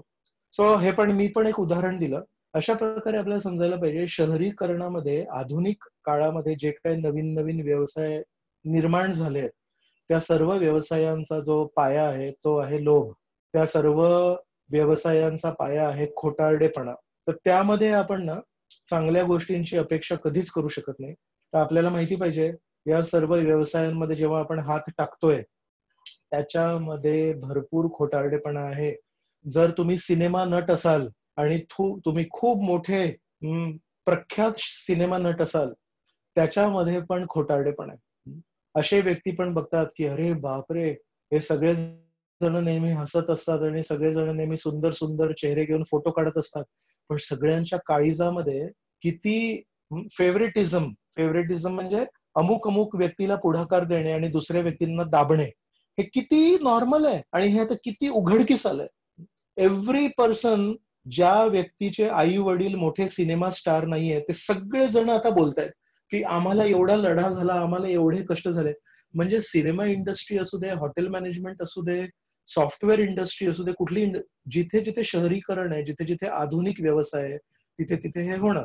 तर जर आपल्यामध्ये खरोखर तसा रजोगुणी स्वभाव असेल, आपण जर सत्वगुणी नाही आहोत, आपल्यामध्ये पण लहानपणापासून खूप महत्वाकांक्षी स्वभाव आहे. मला काहीतरी मिळवायचंय, मला काहीतरी विलक्षण करायचंय, मला माझ्या सर्व मित्रांपेक्षा जास्ती पैसे कमवायचे. अशा प्रकारचे जर रजोगुणी विचार असतील आणि जर आपण असा विचार केला की मला या सर्व आधुनिकीकरणापासून दूर जायचंय, तर ते मिसमॅच आहे. जास्ती दिवस आपण टिकणार नाही त्याच्यामध्ये. म्हणून जर आपण पण या शहरीकरणाच्या वातावरणामधून निर्माण झाले आहोत, जर आपले पण विचार अशाच आधुनिक स्पर्धात्मक जीवनातून निर्माण झाले आहेत, तर मग आपल्याला ते स्वीकारायला लागेल आणि जे काही आपण करतोय त्यामधून मग जेवढं जमेल तेवढं कमी करायचं. जसं आहेत काही भक्त ज्यांनी एकेकाळी हॉटेल मॅनेजमेंट निवडलं आणि आता हॉटेल मॅनेजमेंट निवडून 5-1 वर्ष एका 5 स्टार हॉटेलमध्ये काम केलं, जिथे त्यांना जे नाही करायचं होतं कधी ते पण करावं लागलं. म्हणजे मांसाहार वगैरे त्याच्याशिवाय तर तुम्ही हॉटेल मॅनेजमेंट करूच शकत नाही. तर त्यांची ती खूप इच्छा होती लहानपणापासून की हॉटेल मॅनेजमेंट करायचंय. तर 5-6 वर्ष डोळे बंद करून एका खूप मोठ्या हॉटेलमध्ये नोकरी केली. तिथे नाईलाजाने त्या व्यवसायाच्या बंधनामुळे जे काही गरजेचं होतं ते केलं, पण जेवढ्या लवकर जमेल तेवढ्या ते सगळं शिकून, जे काही एका साधारण व्यवसायामध्ये शिकायची गरज आहे ते सगळं शिकून त्यांनी तिथून बाहेर पडले आणि स्वतःचा एक लहान व्यवसाय टाकला ज्याच्यामध्ये ते सर्व दुर्गुण नाही आहेत. आणि आता हळूहळू हळूहळू मेहनत करून त्या लहान व्यवसायाला शुद्ध आहार देऊन, शुद्ध प्रसाद देऊन आता त्या लहान व्यवसायाला मोठा व्यवसाय करण्याची प्रामाणिक ते प्रयत्न करतात. कदाचित होईल, कदाचित नाही होईल, तर तो त्यांचा निर्णय आहे. त्यांनी ठरवलं की माझा हा जो लहान व्यवसाय आहे हा मोठा नाही झाला तरी चालेल, पण कमीत कमी मी मांसाहार तरी करत नाहीये. पण त्या मोठ्या हॉटेलमध्ये मोठी नोकरी, मोठं नाव, मोठा पगार, पण तिथे माझ्याकडून भरपूर पाप होत होते. पण अमुक अमुक व्यवसायामध्ये पुढे जाण्यासाठी मोठ्या हॉटेलचं जेव्हापर्यंत नाव नसेल तेव्हापर्यंत तुम्हाला घेणार कोण. तर अशा प्रकारे कधी कधी जेव्हा आपण बघतो, वी डिस्कवर, आपल्याला लक्षात येतं की मी जो व्यवसाय लहानपणापासून निवडला होता, जो लहानपणापासून मी मागत होतो, तो व्यवसाय आता मला लक्षात आलं त्याच्यामध्ये किती पापकृत्य आहे आणि त्याच्यामध्ये काय काय नको त्या गोष्टी आहेत. तर त्या कमीत कमी करायच्या. कारण आपला तो स्वभाव आहे, लहानपणापासून आपल्या मनामध्ये तीच महत्वाकांक्षा होती. जर आपण ती महत्वाकांक्षा दाबली आणि काहीतरी आपण एक आपल्याला कोणीतरी एका भक्ताने सांगितलं, प्रभूजी हा रजोगुणी तुम्ही करू नका व्यवसाय, तुम्ही एक शेतकरी बना. शेतकऱ्याचा व्यवसाय किती छान आहे, सत्वगुणी व्यवसाय आहे. भगवंत पाणी देतात आणि आपण धान्य उगवायचे आणि इतर भक्तांना खाऊ घालायचे. शेतकऱ्याचा व्यवसाय प्रत्येकाला जमणार नाही. मी लोकांना बघितलंय ज्यांनी आपली सर्व ऑफिस सोडलं, सर्व आपली मालमत्ता विकली, शेती विकत घेतली आणि त्या शेतीमध्ये जेव्हा त्यांना यश नाही लाभलं तेव्हा पूर्णपणे कर्जबाजारी झाले. म्हणून जी शेती कार मध्ये फिरता फिरता खूप अशी गोड गोड हिरवीगार दिसते, त्या शेतीला करण्यासाठी श्रम किती लागतात हे एका शेतकऱ्याला विचारायला पाहिजे. पण आपण कारमध्ये असतो, कारच्या काचा वर असतात, एअर कंडिशनर चालू असतो, आणि त्या एअर कंडिशन कार मधून खिडकीच्या बाहेर जेव्हा आपण बघतो तेव्हा ती हिरवीगार शेती खूप आकर्षक दिसते. पण त्या हिरवीगार शेती जेव्हा उगते तेव्हा त्या खडतर जमिनीवर नांगर चालवायला लागतो, गायींची काळजी घ्यायला लागते, बैलांना काळजी घ्यायला लागते, भरपूर त्याच्यामध्ये पैसे इन्व्हेस्ट करायला लागतात आणि ते पैसे परतफेड होतील की नाही याची काहीच आपल्याला हमी नसते. There is no guarantee. So essence I will tell you की एकदम कोणाच्या तरी एखाद्या व्यक्तीच्या बोलण्यात येऊन चटकन आपला व्यवसाय बदलणे, मला तुम्ही प्रश्न विचारताय तर मला माझे विचार मांडण्याचा अधिकार तुम्ही देताय, मी याच्या विरुद्ध आहे. एका दिवसामध्ये आपले सर्व पैसे या व्यवसायातून काढून त्या व्यवसायामध्ये टाकणे, कारण या व्यवसायामध्ये काहीतरी पापकृत्य आहेत आणि या व्यवसायामध्ये काहीही पापकृत्य नाही आहेत, याच्या मला हे फार कठीण जातं समजण्यासाठी. मी म्हणेन तुम्ही जो व्यवसाय करताय त्याच्यातून हळूहळू जे काही पापकृत्य आहेत, जे जे चुकीचे कार्य आहेत ते तुम्ही कमी करत जा. तुम्हाला जो व्यवसाय करायचा आहे ज्याच्यामध्ये काही पापकृत्य नाहीत तो पॅरलली सुरू करा, तो त्याच वेळी सोबत सुरू करा, त्याच्यामध्ये हळूहळू गुंतवणूक करा, त्यामध्ये हळूहळू लक्ष द्या, त्या दुसऱ्या व्यवसायाला हळूहळू वाढवा आणि जसा जसा तो व्यवसाय वाढेल त्याच्यामध्ये तुम्हाला जसं जसं यश प्राप्त होईल तसं तसं हळूहळू तुमच्या जुन्या व्यवसायातून पाय एक एक एक एक बाहेर काढा आणि तुमचा जो नवीन शुद्ध व्यवसाय आहे त्यामध्ये मग तुम्ही पुढे जाऊ शकता.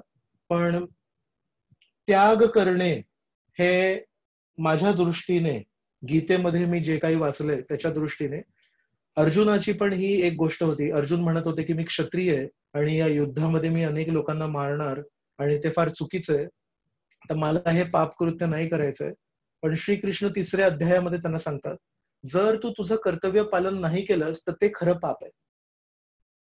आणि तू तुझं कर्तव्य पालन करून ज्या ज्या लोकांना मारशील ते तू योग्य कारण आहे म्हणून मारतोयस की तुला वैयक्तिक त्यांच्यावर राग आहे म्हणून मारतोयस.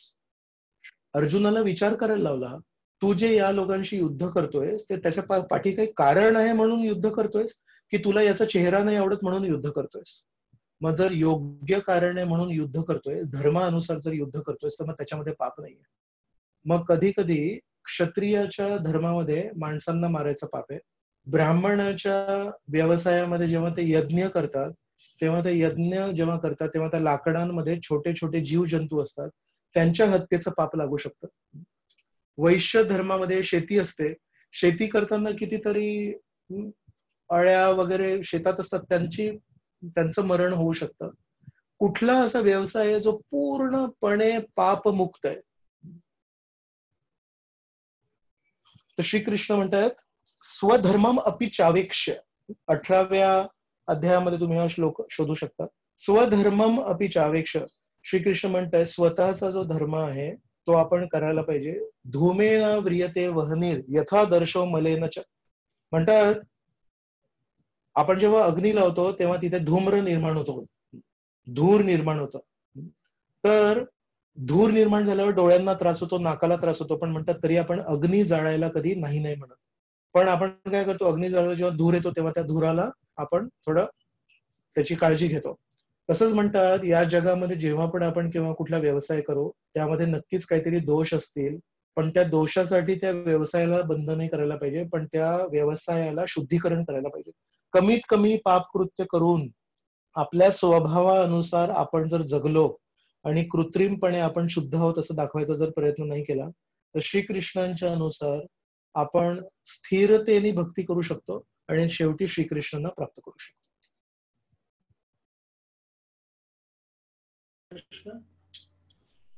थँक्यू प्रभूजी. थँक्यू. हरे कृष्ण. हरे कृष्ण. दंड प्रणाम प्रभू. हा, तुमचा आवाज फार कमी आहे प्रभूजी, व्हॉल्यूम. हरे कृष्ण. हा, आता येतो. होय होय. इस्कॉन बालगोपाल समितीची अनाउन्समेंट आहे, करू? होय होय, नक्की. हरे कृष्ण. दंड प्रणाम सगळ्यांना. इस्कॉन बालगोपाल समिती बारामती जी आहे ती गेल्या अनेक दिवसापासून विविध वयोगटातील मुलांसाठी, छोट्या मुलांसाठी, किशोर वयोगटातील मुलांसाठी, युवकांसाठी आतापर्यंत विविध कार्यक्रम त्यांनी घेतलेले आहेत. तर येत्या